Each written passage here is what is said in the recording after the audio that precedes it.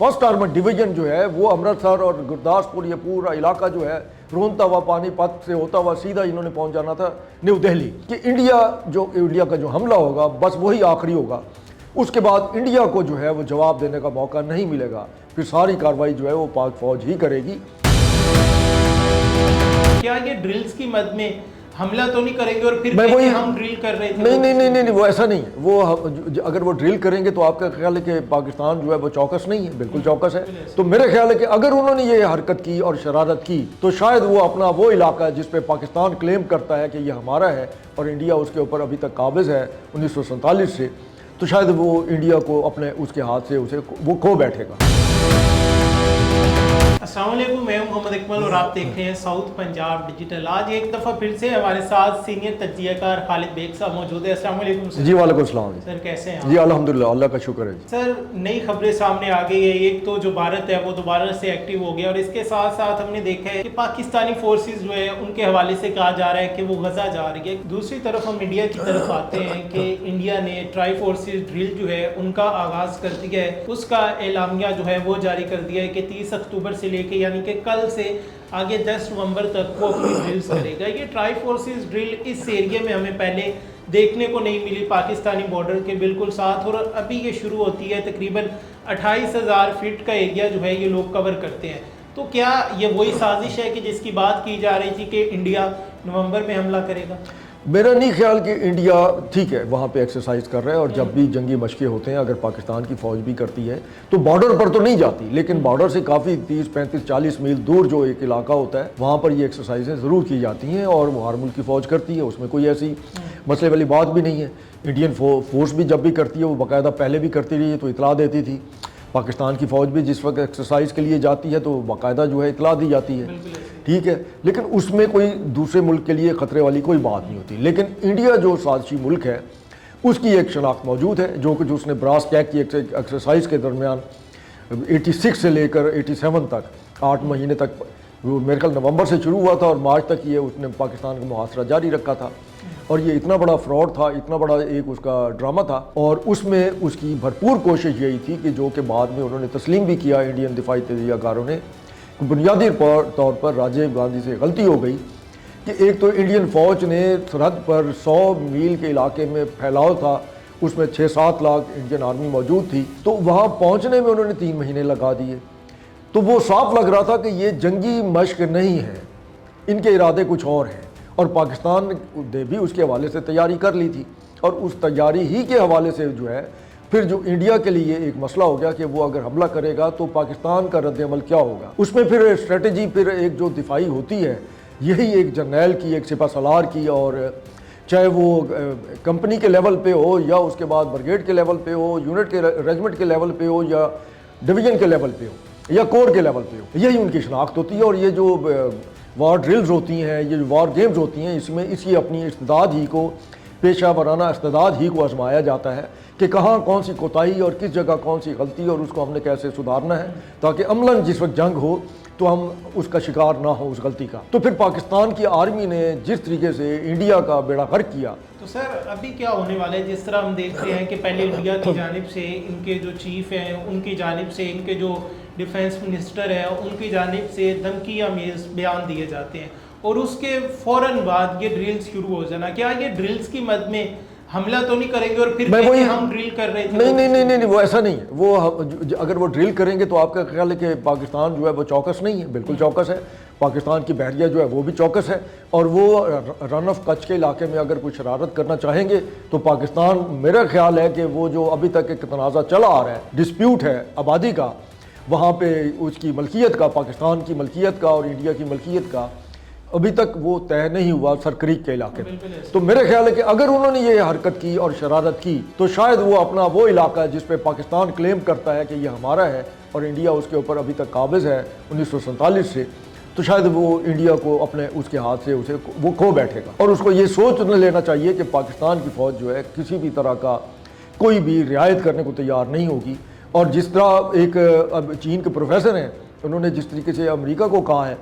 कि तुम पहला फायर तुम करोगे, उसके बाद तुम्हें फायर करने का मौका नहीं मिलेगा, तो पाक फ़ौज जो है इस वक्त उसी पोजीशन में है कि इंडिया का जो हमला होगा बस वही आखिरी होगा, اس کے بعد انڈیا کو جو ہے وہ جواب دینے کا موقع نہیں ملے گا، پھر ساری کارروائی جو ہے وہ پاک فوج ہی کرے گی۔ اچھا سر، اس میں یہ بتائیے گا کہ ابھی آپ نے جس طرح براسٹیک کی بات کی اور اس میں آپ نے کہا کہ پاکستانی جو جرنیل تھے انہوں نے بڑی مہارت کا مظاہرہ کیا تھا، وہ کس طرح سے اور کس طرح سے اپنے سے 10 گنا بڑا لشکر جو تھا اسے شکست دی تھی؟ دیکھیے اس میں بڑی اہم چیز جو ہے، اس میں سب سے بڑا کردار جو ہے ہمارے فرسٹ آرمر ڈویژن کا ہے، ملتان کا۔ وہ ہوا یہ کہ بھارت کی سرحد کے ساتھ ہماری یہ فورس موجود تھی پاکستان کے تحفظ کے لیے، تو اچانک جو ہے انڈیا کے جاسوسوں نے انڈیا کو اطلاع دی کہ فرسٹ آرمر ڈیو اپنی جگہ پہ نہیں ہے۔ اب اس میں آپ دیکھ لیجئے کہ کتنے ٹینک اور کتنا بڑا ایک پورا ڈویژن ان کے پاس، اگر آپ حساب لگائیں تو تقریباً 100 سے زیادہ، بلکہ اس سے بھی زیادہ تعداد، اب مجھے اندازہ نہیں کہ کتنے ہو سکتے ہیں ایک ڈویژن میں ٹینک، وہ سارے غائب ہو گئے تھے، ان کے ساتھ ان کے باقی لوازمات جو ہیں وہ بھی غائب تھے، تو وہ پاگل ہو گئے کہ یہ کیا ہوا ہے۔ اب انہیں سمجھ نہیں آ رہی تھی کہ پاکستان کا فرسٹ آرمر ڈویژن جو ہے یہ غائب کہاں ہو گیا، اور یہ یقیناً ایک ایسی بات تھی کہ جو کسی کو پوری دنیا میں سمجھ ہی نہیں آ رہی تھی کہ یہ ہوا کیا ہے کہ راتوں رات جو ہے ایک وہاں سے اہم جو ایک ڈویژن ہے ان کا ٹینکوں والا رسالے کا، وہ غائب ہو گیا۔ تو اب یہ کہاں جا کر نمودار ہوگا انڈیا پہ حملہ کرنے کے لیے، تو جس کی وجہ سے انہیں اپنے حملے میں ڈیلے کرنا پڑا۔ اس کی وجہ یہ ہے کہ جو ان کا پنجاب کا بارڈر ہے، امرتسر، گرداسپور وغیرہ، یہ سارا وہاں پر اس وقت اتنی فوج نہیں تھی کہ اگر پاکستان کا فرسٹ آرمر ڈویژن جو ہے وہاں پر حملہ آور ہو تو وہ اس کا کوئی وہاں مقابلہ کر سکے۔ یہ چیز انہیں بھی سمجھ آ گئی۔ پھر طے یہ ہوا کہ انڈین آرمی جو ہے وہ حملہ کر دے صادق آباد اور اس علاقے میں، رحیم یار خان کے علاقے میں۔ اگر وہ حملہ کر بھی دیتے کہ جتنے عرصے میں وہ جی ٹی روڈ تک پہنچتے، ریلوے لائن تک پہنچتے، تاکہ پاکستان کے دونوں حصوں کو اس میں درمیان سے قبضہ کیا جا سکے، تو اتنے ہی عرصے میں فرسٹ آرمر ڈویژن جو ہے وہ امرتسر اور گرداسپور، یہ پورا علاقہ جو ہے رونتا ہوا پانی پت سے ہوتا ہوا سیدھا انہوں نے پہنچ جانا تھا نیو دہلی، اور اتنے ہی وقت میں۔ تو یہ وجہ تھی جس میں ان کا وہ ڈیلے ہوا۔ اب ہوا یہ کہ اس کی وجہ سے باقاعدہ وہاں پر جو بعد میں خبریں بھی چھپتی رہیں تو پتہ یہ چلا کہ فرسٹ آرمر ڈویژن جو ہے وہ لاہور ہی کے قریب یا اسی علاقے میں کہیں ایسی جگہ چھپایا گیا تھا۔ کب پہنچا، رات کے اندھیرے میں کیسے شفٹ ہوا، کس خاموشی سے ہوا، اس میں بہرحال ہمارے عوام کی جو ہے ان کو بھی خراج تحسین پیش کرنی چاہیے کہ انہوں نے اتنی بڑی موومنٹ کو دیکھنے کے باوجود بھی اس کو اوپر خاموشی اختیار کی رکھی۔ پھر دوسرا یہ کہ اس وقت سوشل میڈیا بھی اس طرح نہیں تھا کہ فلمیں بنتی، ویڈیو بنتی یا کوئی ڈاؤن لوڈ کر دیتا اور وائرل کر دیتا۔ تو اس کا جو سب سے اہم چیز تھی وہ یہ تھی کہ جیسے ہمارے ہاں بھی اور انڈیا میں موجود ہے کہ بچے اگر شرارتی ہیں، رات کو نہیں سوتے، تو وہ انہیں جن بھوتوں کا ڈراوا دے کر کہتے ہیں وہ دیکھو جن آ رہا ہے یا بھوت آ رہا ہے، سو جاؤ۔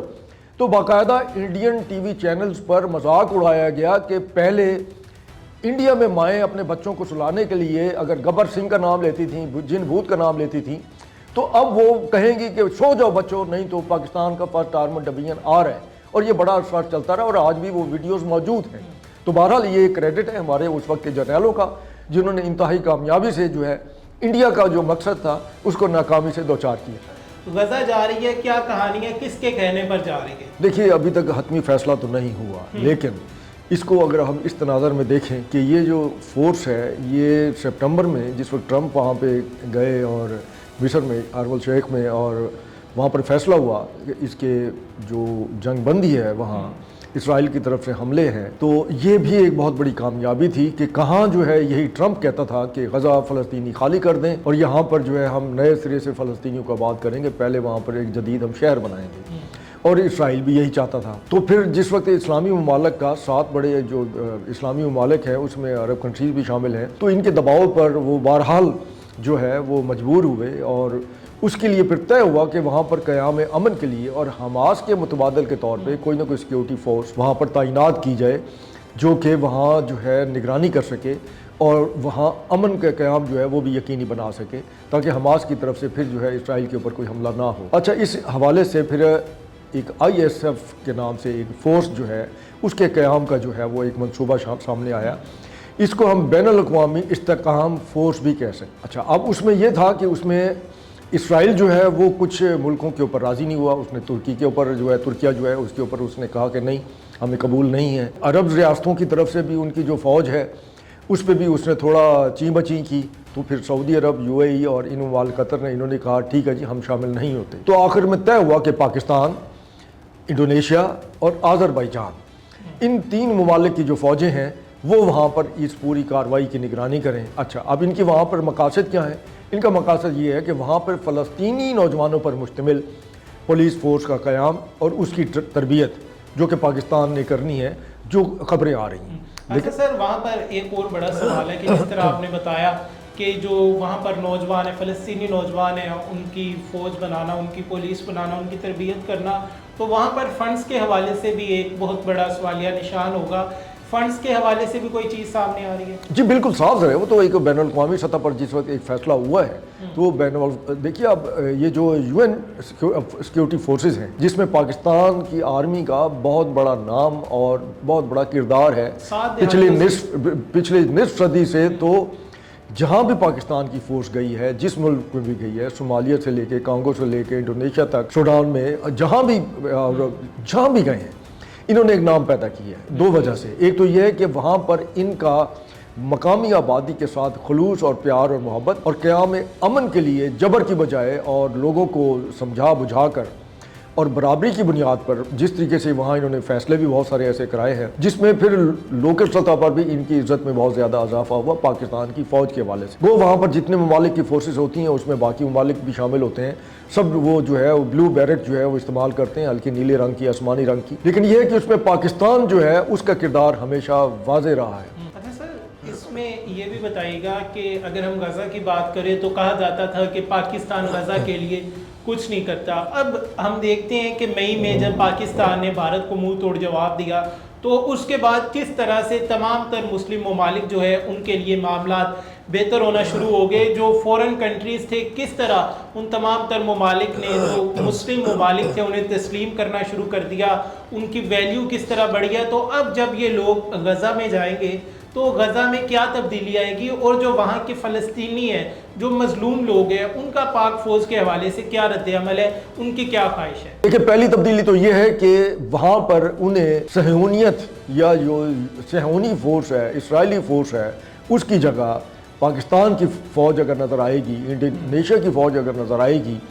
اور آذربائیجان کی فوج نظر آئے گی تو وہ کلمہ گو ہے انہی کے طریقے سے مسلمان فورس ہوگی، تو لہٰذا ان کو وہ خطرہ ان سے نہیں ہوگا یا ان کے دل میں وہ خدشات نہیں ہوں گے جو وہاں اسرائیلی فوج کو دیکھ کر ہوتے ہیں۔ اسرائیلی فوج وہاں داخل ہوتی ہے فلسطینیوں کو قتل عام کرنے کے لیے، اور پاکستان کی فورس یا دیگر جو اسلامی ملک ہیں ان کی فورس جس وقت وہاں جائے گی، ان کا مقصد جو ہے وہ ان فلسطینیوں کو اسرائیلی فوج کی طرف سے جارحیت سے بچانا ہوگا۔ اب یہ نہیں ہو سکتا کہ وہاں یہودی جو ہے وہ اسرائیلی فوج جو ہے وہ فلسطینیوں پر حملہ کرے اور پاکستانی یا آذربائیجان یا انڈونیشیا کی فوج جو ہے وہ صرف ہاتھ پہ ہاتھ دھرے بیٹھی رہ جائے۔ اور اسرائیل کو بھی اندازہ ہے کہ اگر انہوں نے اس وقت حملہ کیا تو وہ بہرحال پوری اسلامی امہ کے خلاف پھر اعلان جنگ ہو۔ پاکستانی فوج پر اگر اس نے کسی طرح کا بھی حملہ کیا تو پھر ایک طرح سے یہ پھر بین الاقوامی جو ادارے ہیں، یو این او ہے، امریکہ ہے، جو باقاعدہ برطانیہ ہے، جو باقاعدہ ایک طے کر چکے ہیں اس فورس کے لیے، آئی ایس ایف کے لیے،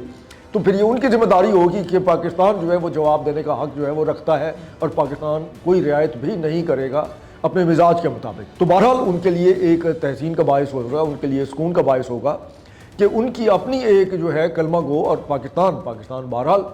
اس کی ایک شناخت تو ہے اسلامی ملک کے طور پر بھی، اور پھر پاکستان کی فوج کی بھی اسلامی فوج کے طور پر بھی ایک شناخت تو ہے، لہٰذا ان کے لیے یہ ایک باعث سکون ہی ہوگا۔ خالد بیگ صاحب بہت شکریہ جی۔ تو ناظرین، آپ نے تمام تر تفصیلات جانی۔ پاکستانی فورسز جس کے بارے میں کہا جا رہا ہے کہ وہ غزہ میں جائیں گی، تو اس حوالے سے ابھی کوئی حتمی فیصلہ جو ہے وہ سامنے نہیں آیا، جو باتیں ہیں وہ بات گشت کر رہی ہے، دیکھیں کیا بنتا ہے۔ لیکن بڑی خوشخبری ہوگی غزہ کی عوام کے لیے کہ اگر پاکستانی فورسز وہاں پر جاتی ہے، اور وہاں پر جانے کے بعد جس طرح کے آپ نے دیکھا، خالد بیگ صاحب نے بتایا کہ جب پاکستانی فورسز انہیں اپنے کلمہ گو جو بھائی ہیں وہاں پر نظر آئیں گے تو ان کے حوصلے جو ہے مزید بلند ہو گئے۔ بھارت کی جانب سے ٹرائی فورسز ڈرل جو ہے وہ جاری ہے۔ اس حوالے سے جو بھی اپڈیٹ آئے گی ہم آپ کے ساتھ شیئر کریں گے۔ اپنے میزبان محمد اکمل کو دیجیے اجازت، اللہ نے کے بعد۔